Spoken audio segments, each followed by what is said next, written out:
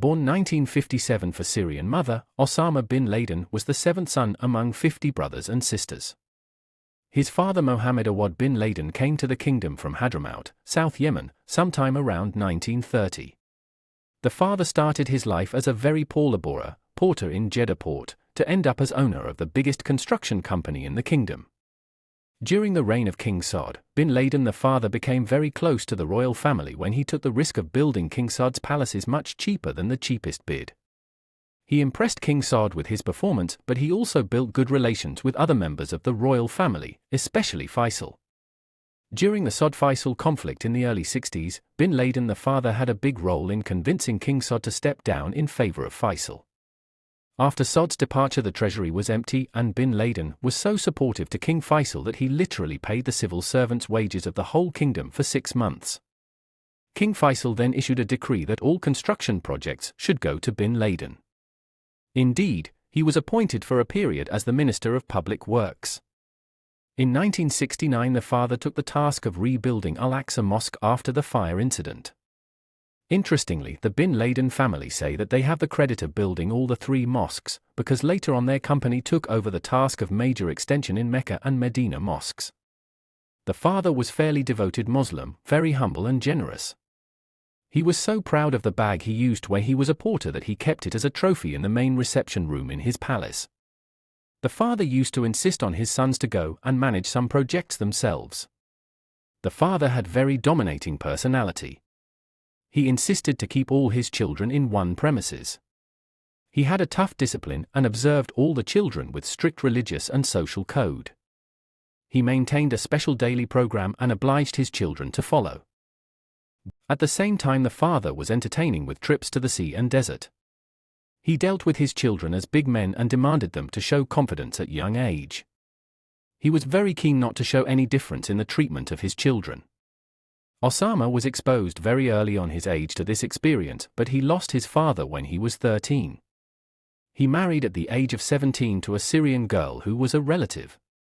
He grew up as a religiously committed boy, and the early marriage was another factor of protecting him from corruption.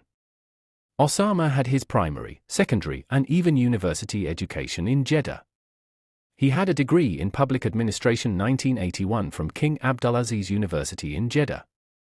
Countries of the Arabian Peninsula, Syria, Pakistan, Afghanistan, and Sudan are the only countries he has been to.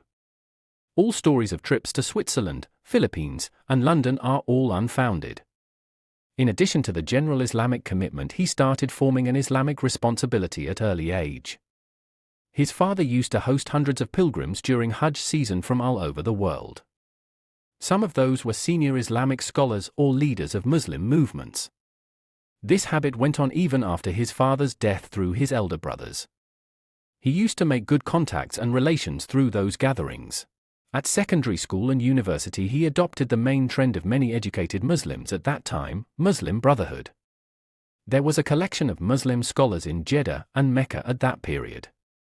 There was nothing extraordinary in his personality, and that trend was rather very non-confrontational. Interestingly, the 1980 raid in the Grand Mosque in Mecca was not appealing to him, neither the theology or that group.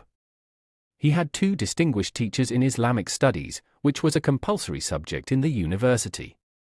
First was Abdullah Azam, who became later as one of the big names in Afghanistan, and the second was Muhammad Qutb, a famous Islamic writer and philosopher. The first encounter with Afghanistan was as early as the first 2 weeks of Soviet invasion. He went to Pakistan and was taken by his hosts Jamaat Islami from Karachi to Peshawar to see the refugees and meet some leaders. Some of those leaders like Rabbani and Sayaf were common faces to him because he met them during Hajj gatherings. That trip, which was a secret trip, lasted for almost a month and was an exploratory rather than action trip. He went back to the kingdom and started lobbying with his brothers, relatives, and friends at the school to support the Mujahideen. He succeeded in collecting huge amount of money and material as donations to jihad. He made another trip to take this material. He took with him few Pakistanis and Afghanis who were working in bin Laden company for more than 10 years. Again, he did not stay more than a month. The trip was to Pakistan and the border only, and was not to Afghanistan. He went on collecting money and going in short trips once or twice a year until 1982. In 1982 he decided to go inside Afghanistan. He brought with him plenty of the construction machinery and put them at the disposal of the Mujahideen. He started spending more and more time in Afghanistan, occasionally joining actual battles, but not in an organized manner. His presence was encouraging to more Saudis to come, but the numbers were still small at that period. In 1984 he had one further step in strengthening his presence in Afghanistan by establishing the guest house in Peshawar, Bait-ul-Anzar. That house was supposed to be the first station of Arab Mujahideen when they come to Afghanistan before going to the front or start training. At that period Osama did not have his own command or training camps. He used to send the newcomers to one of the Afghan factions.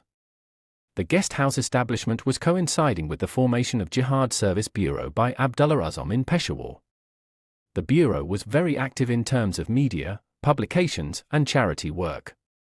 The bureau publications were important in attracting more Saudis and Arabs to Afghanistan. In 1986 Osama decided to have his own camps inside Afghanistan, and within 2 years he built more than 6 camps. Some were mobilized more than once. He decided to have his own front and to run his own battles with his own command. Among the Arab fighters he had, there were senior Arab ex-military men from Syria and Egypt with good military experience. The story of the guest house and the camps was very attractive for more Arab Mujahideen to come, and there was a significant surge in their numbers at that period. In addition to many exchanges of fire and small operations, the first major battle he had face-to-face with the Soviet army with pure Arab personnel was the Battle of Jarji in the province of Baksha, 200 kilometers away from Khost. From then until 1989 he had more than 5 major battles with hundreds of small operations and exchanges of fire. During the period 1984 to 1989 he was staying more in Afghanistan than Saudi. He would spend a total of 8 months a year or more in Afghanistan. In 1988 he noticed that he was backward in his documentation and was not able to give answers to some families asking about their loved ones gone missing in Afghanistan. He decided to make the matter much more organized and arranged for proper documentation. He made a tracking record of the visitors, be they Mujahideen or charity or simple visitors. Their movement between the guest house and the camps had to be recorded, as well as their first arrival and final departure. The whole complex was then termed Al-Qaeda, which is an Arabic word meaning the base. Al-Qaeda was very much public knowledge. It was funny to see some people triumphing because they discovered it. Late 1989, after the Soviet withdrawal from Afghanistan, he went to the kingdom in an ordinary trip. There he was banned from travel and was trapped in the kingdom. The Soviet withdrawal might have been a factor, but the main reason for the travel ban were his intentions to start a new front of jihad in South Yemen. In addition, he embarrassed the regime by lectures and speeches warning of impending invasion by Saddam. At that time the regime was at very good terms with Saddam. He was instructed officially to keep low profile and not to give public talks. Despite the travel ban, he was not hostile to regime at this stage. Indeed, he presented a written advice in the form of a detailed, personal, private and confidential letter to the king few weeks before the Iraqi invasion of Kuwait. He reacted swiftly to Iraqi invasion and saw it fulfilling his prophecy. He immediately forwarded another letter to the king suggesting in detail how to protect the country from potentially advancing Iraqi forces. In addition to many military tactics suggested, he volunteered to bring all the Arab Mujahideen to defend the kingdom. That letter was presented in the first few days of the incident, and the regime response was of consideration. While he was expecting some call to mobilize his men and equipment, he heard the news which transferred his life completely. The Americans are coming. He always describes that moment as shocking moment. He felt depressed and thought that maneuvers had to change. Instead of writing to the king or approaching other members of the royal family, he started lobbying through religious scholars and Muslim activists. He succeeded in extracting a fatwa from one of the senior scholars that training and readiness is a religious duty. He immediately circulated that fatwa and convinced people to have their training in Afghanistan. It was estimated that 4,000 went to Afghanistan in response to the fatwa. The regime was not happy with his activities, so they limited his movement to Jeddah only. He was summoned for questioning twice for some of his speeches and activities, and was given warnings. To intimidate him, the regime raided his farm in the suburb of Jeddah by the National Guard. He was not there during the raid and was very angry when told. He wrote a letter of protest to Prince Abdullah. Abdullah apologized and claimed he is not aware and promised to punish whoever were responsible. Osama was fed up with this house arrest situation and did not imagine himself able to stay in the country with the American forces around. One of his brothers was very close to King Fahd and also close to Prince Ahmed, Deputy Minister of Interior. He convinced his brother that he needed to leave the country to sort out some business matters in Pakistan.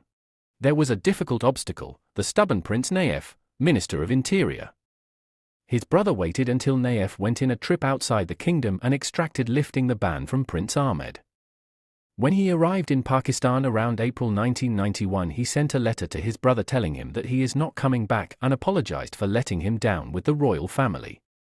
After his arrival to Pakistan, he went straight to Afghanistan because he knew the Pakistani intelligence would hand him back to the Saudis. There, he attended the collapse of the communist regime and the consequent dispute between the Afghan parties. He spent great effort to arbitrate between them, but with no success. He ordered his followers to avoid any involvement in the conflict and told them it was a sin to side with any faction. During his stay, the Saudis tried more than once to kidnap or kill him in collaboration with the Pakistani intelligence. His friends in the Saudi and Pakistani establishments would always leak the plan and make him ready for it. After his failure in sorting the Afghani dispute, he decided to leave Afghanistan. The only alternative country he had was Sudan. He left Afghanistan disguised in private jet only few months after his arrival. That was late 1991. His choice of Sudan had nothing to do with jihad or terrorism. He was attracted to Sudan because of what was at that time an Islamic banner raised by the new regime in Sudan. He wanted to have good refuge as well as help the government in its construction projects. There was no intention from his side or from the Sudanese regime to have any military activity in Sudan. Indeed, the Sudanese government refused even sending some of his followers to the front in the south. He was treated in Sudan as a special guest who wanted to help Sudan when everybody was turning away. In Sudan, he mobilized a lot of construction equipment and enrolled himself in busy construction projects. He spent good effort in convincing Saudi businessmen to invest in Sudan and had reasonable success. Many of his brothers and Jeddah merchants had and still have investment in real estate, farming and agricultural industry. In Sudan, he had again escaped an assassination attempt, which turned out later to be the plan of Saudi intelligence. During his stay in Sudan, anti-American incidents happened in Somalia and South Yemen. Neither of the two incidents was performed by his group in the proper sense of chain of command. Both were performed by people who had training in Afghanistan and had enough anti-American drive. He might have given some sanctioning to the operations, but one thing was certain: the Sudanese were completely unaware of either. Between his arrival to Sudan and early 1994, he was not regarded publicly as Saudi opposition, and Saudi citizens were visiting him without too much precautions. Only the well-informed people would know that he was classified as enemy to the Saudi regime. His assets were frozen sometime between 1992 and 1994, but that was not published. The Saudis decided to announce their hostility early 1994 when they publicized withdrawing his citizenship. After long silence and tolerance, bin Laden replied by issuing a communique condemning the Saudi decision and saying that he does not need the Saudi reference to identify himself and it is not up to al-Saud to admit or expel people from Arabian Peninsula. He then formed together with activists and scholars from the kingdom a group called Advice and Reform Committee, ARC. The ARC was, according to its communiques and published agenda, a purely political group. The ARC published around 17 communiques, which might have contained harsh criticism of the Saudi regime and plenty of religious rhetoric, but never contained reference for violence or incitement of violence. The car bomb in spring 1995 in Riyadh was the first major anti-American action in the kingdom. Bin Laden never claimed responsibility, but the Saudi government tried to link the incident to bin Laden by showing video confessions of Arab Afghans involved in the bombing.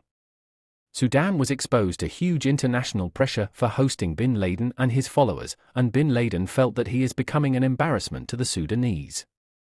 Early in 1996, he started making contacts with his old friends in Afghanistan to prepare for his reception. He fled Sudan in a very well-planned trip with many of his followers to go straight to Jalalabad in eastern Afghanistan. When he arrived there, the situation in Afghanistan was very unsettled between the many factions, but he had very good relations with all factions and all would protect him. The area he arrived to was under control of Yunus Qalis, a very influential warlord who later on joined Taliban. June 1996, after his arrival in Afghanistan, was the Khobar bombing. Nobody claimed responsibility, but sources from inside the Saudi Ministry of Interior confirmed involvement of Arab Afghans, with possible link to bin Laden. The Saudi government wanted to frame Shireh at the beginning, but Americans were very suspicious of the Saudi story. Bin Laden himself never claimed responsibility but gave many hints that he might have been involved. The Saudi government has acknowledged recently that bin Laden's men were behind the bombing.